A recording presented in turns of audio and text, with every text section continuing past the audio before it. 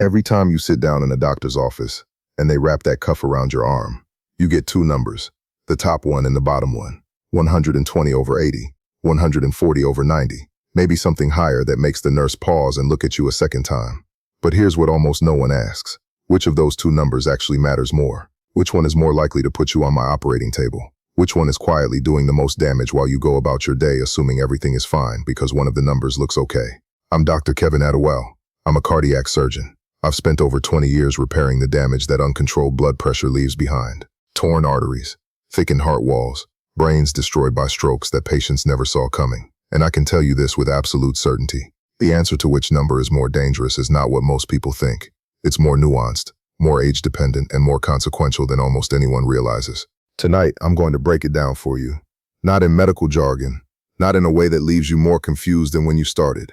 I'm going to explain what each number actually measures, why one of them becomes a silent killer after a certain age, why the other one has a hidden danger that even many doctors overlook, and what you need to do about both of them starting right now. Stay with me. This might be the most important blood pressure explanation you ever hear. What those two numbers actually mean. Let's start at the beginning, because if you don't understand what those numbers represent inside your body, none of the rest of this will land the way it should. Your heart is a pump. It contracts and relaxes roughly 100,000 times every single day. Every time it contracts, it squeezes blood out into your arteries with force. That force, measured at the peak of the squeeze, is your systolic blood pressure. That's the top number. Now, between each beat, your heart relaxes. It fills back up with blood. During that brief rest, there's still pressure in your arteries, but it's lower. That residual pressure, measured while your heart is resting between beats, is your diastolic blood pressure. That's the bottom number. So when someone tells you your blood pressure is 130/85, what they're really saying is this. When your heart is pumping at full force, the pressure inside your arteries is 130 millimeters of mercury. And when your heart is resting between beats, that pressure drops to 85. Both numbers describe pressure. Both numbers describe stress on your arterial walls. But they reflect very different things happening inside your cardiovascular system. And that distinction becomes critically important as you age. The number that gets all the attention for decades. If you walked into a cardiology clinic, the conversation was almost entirely about the top number, systolic pressure. And there is a very good reason for that. Research going back to the Framingham Heart Study, one of the longest-running cardiovascular studies in history, has consistently shown that elevated systolic blood pressure is a powerful predictor of heart attack, stroke, and cardiovascular death. A major study out of Johns Hopkins reviewed data from nearly 8,000 adults over 16 years and found that rising systolic pressure was the clearest single indicator of increased death risk compared to any other blood pressure measurement. A landmark analysis published in the New England Journal of Medicine reviewed over 36 million blood pressure readings from more than 1.3 million adults. The conclusion was clear. While both numbers independently influence cardiovascular risk, systolic pressure had the greater effect on outcomes. And the American Heart Association has reinforced this. Their research confirms that systolic blood pressure is the strongest predictor of future cardiovascular events and death, regardless of age. For every 20-point increase in systolic pressure, the risk of dying from a heart attack or stroke essentially doubles for people between the ages of 40 and 89. So when your doctor seems more worried about the top number, when the guidelines focus on bringing that systolic reading below 130, there is strong science behind that concern. But here's where it gets complicated. And here's where most people, including some physicians, miss a critically important piece of the picture. The forgotten number and its hidden danger. For years, the medical community essentially said, forget about diastolic, focus on systolic. There was even a famous editorial in a major medical journal titled Abandon Diastole. And for a while, that became the prevailing attitude. That was a mistake. Not a catastrophic mistake, but a mistake nonetheless. Because diastolic blood pressure carries its own distinct danger, and in certain populations, it carries a risk that systolic pressure does not. Let me explain why with something most patients have never heard of. Your coronary arteries, the blood vessels that feed your heart muscle itself, are unique in the body. Unlike most organs that receive their blood supply when the heart contracts, your heart muscle receives most of its blood supply during diastole, during the relaxation phase, when the heart is resting between beats. That means your diastolic pressure directly determines how much blood reaches the muscle that keeps you alive. Now here is the critical implication. If your diastolic pressure drops too low, below roughly 60 millimeters of mercury, the blood flow feeding your heart muscle can become dangerously insufficient. This is especially true in older adults whose coronary arteries are already narrowed by plaque. This phenomenon is called the J-curve. A large Korean study of over 1.2 million people confirmed it. People with diastolic blood pressure below 60 had a 23% higher risk of dying from any cause, and a 37% higher risk of dying from cardiovascular disease compared to people with a diastolic reading in the normal range of 70 to 79. A study of over 11,500 adults without prior heart disease found the same pattern. A diastolic pressure below 60 was consistently linked to progressive heart muscle damage, coronary events, and increased mortality. Think about what that means. Everyone worries about blood pressure being too high. Almost nobody worries about the bottom number being too low. But a diastolic reading that's too low can starve your heart of the blood it depends on to survive. This is particularly dangerous for people over 60. As your arteries stiffen with age, your systolic pressure tends to climb while your diastolic pressure tends to fall. That creates a wide gap between the two numbers, what cardiologists call pulse pressure. A wide pulse pressure is itself a marker of stiff, damaged arteries.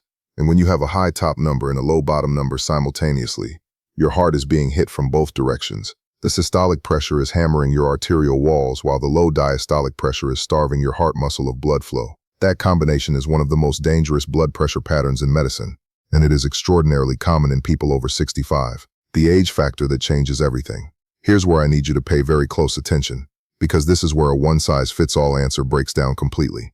If you are under 50, your diastolic blood pressure may actually be more clinically meaningful than you think. A major study that followed over 107,000 adults for 26 years found that in younger people, diastolic pressure provided significant additional predictive information about cardiovascular risk. For younger adults, a persistently elevated diastolic reading, even when systolic pressure looks acceptable, can signal early changes in the smaller blood vessels and resistance patterns that eventually lead to full-blown hypertension and organ damage. This condition is called isolated diastolic hypertension, and it is more common in younger adults than most people realize. It can be driven by obesity, kidney problems, thyroid disorders, sleep apnea, and chronic stress. And because the top number looks fine, it often goes unnoticed and untreated. Now, if you are over 50 or 60, the equation shifts. This is the age range where systolic pressure becomes the dominant risk factor. Your arteries are losing elasticity. The walls are stiffer. Each heartbeat sends a higher pressure wave crashing through vessels that can no longer absorb the shock the way they once did. Isolated systolic hypertension, where the top number is elevated but the bottom number is normal or even low, becomes increasingly common and increasingly dangerous. According to the data, isolated systolic hypertension is the most common form of high blood pressure in older adults, and it carries a substantially higher risk of stroke, heart attack, heart failure, and cardiovascular death compared to having normal blood pressure. Multiple landmark clinical trials, including the Systolic Hypertension in the Elderly Program and the Systolic Hypertension in Europe trial, have demonstrated that treating elevated systolic pressure in older adults significantly reduces the risk of stroke and other cardiovascular events. So the answer to the question, which number is more dangerous, actually depends on your age, your health history, and what those two numbers are doing relative to each other. The danger almost nobody talks about. Now this is where I need to speak very directly, because there is a clinical scenario that I see regularly, and it troubles me every single time. A patient comes to me after a stroke or a heart attack. They've been on blood pressure medication for years. Their systolic pressure has been well controlled, brought down to 125 or 130.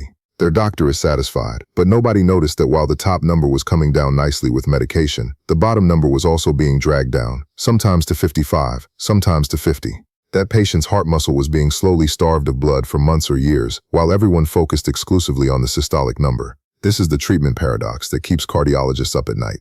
In older patients with stiff arteries and a wide pulse pressure, lowering systolic pressure aggressively can inadvertently push diastolic pressure into the danger zone. You're fixing one problem while creating another. The 2024 European Society of Cardiology guidelines acknowledge this complexity. They recommended that blood pressure targets should be more flexible in older adults, particularly those over 85 or those who are frail. The emphasis is on lowering systolic pressure enough to protect against stroke and heart attack, but not so aggressively that diastolic pressure falls to levels that compromise coronary perfusion. This is a conversation that you need to have with your doctor, not just about what your blood pressure is, but about what both numbers are doing, independently and together. What you need to do right now, let me give you a practical, actionable plan. Not medical advice specific to your condition, but a framework that every person watching this should follow. First, know both numbers, not just the top one. When you check your blood pressure at home, or when the nurse reads it to you in the clinic, write down both numbers. Track them over time. Look for patterns. Is your systolic creeping up? Is your diastolic dropping below 60? Is the gap between them getting wider? These patterns tell a story that a single reading cannot. Second, if you are over 50, treat your systolic pressure as the primary target, but never ignore the diastolic. The current guidelines from the American Heart Association define high blood pressure as anything at or above 130/80. Both thresholds matter. Both can independently cause harm. Third, if you are on blood pressure medication and your diastolic pressure consistently reads below 60, bring that to your doctor's attention immediately. Do not assume it is a sign that the medication is working well. It might be, but it also might mean that your heart is not getting the blood supply it needs between beats. That conversation could be the most important one you have this year. Fourth, if you are under 50 and you've been told your systolic looks fine but your diastolic is elevated, above 80 consistently, do not dismiss it. Isolated diastolic hypertension in younger adults is a warning signal. It means something is changing in your vascular system. It deserves investigation and it deserves treatment. Fifth, measure correctly. Most people have no idea how much bad technique distorts their readings. Sit with your back supported and your feet flat on the floor. Rest for 5 minutes before measuring. Don't talk during the reading. Use an arm cuff, not a wrist monitor. Take the reading on bare skin, not over clothing. And measure at the same time each day. Poor technique can swing your readings by 10 to 15 points in either direction. You could be treating a blood pressure problem that doesn't exist, or missing one that does. Bringing it all together. Let me tell you what 20 years on the operating table has taught me about these two numbers. The top number, systolic, is the force. It's the hammer blow that hits your arterial walls 100,000 times a day. When it's elevated, it batters the vessels, accelerates plaque buildup, thickens the heart muscle, and sets the stage for the catastrophic events that bring people to my operating room in the middle of the night. After age 50, it is the single most important number on that blood pressure reading. The bottom number, diastolic, is the lifeline. It's the pressure that feeds your heart between beats. When it's too high, particularly in younger people, it signals vascular resistance and early disease. When it's too low, particularly in older people or those on medication, it means your heart muscle may be running on an inadequate blood supply. Either extreme is dangerous. The real answer to the question is not one or the other. The real answer is that these two numbers exist in a relationship with each other, and that relationship changes as you age. They are not two separate measurements. They are two halves of a single story about the health of your cardiovascular system. And the most dangerous thing you can do is pay attention to one and ignore the other. Now I want to ask you something directly, and I genuinely want you to answer in the comments below. Have you ever looked at your blood pressure reading and only paid attention to the top number? Have you ever been told by a doctor that the bottom number doesn't matter as much? I suspect many of you have, and now you know why that's an incomplete picture. If this video gave you something you didn't know before, share it with someone who checks their blood pressure regularly. Share it with someone over 60 who takes medication. Share it with someone who has never once asked their doctor about both numbers. That conversation could genuinely change an outcome. Take care of that heart. Both numbers are watching over it. Make sure someone is watching over both of them. One last thing. Everything I've shared here is general medical information based on current cardiovascular research and my own clinical experience. It is not a substitute for your personal medical care. Before you make any changes to your medication or your management plan, talk to your own physician. That's not a legal disclaimer. That's genuine advice from someone who wants you here, healthy, watching this channel for years to come. Good night. Check those numbers. Take care of yourself.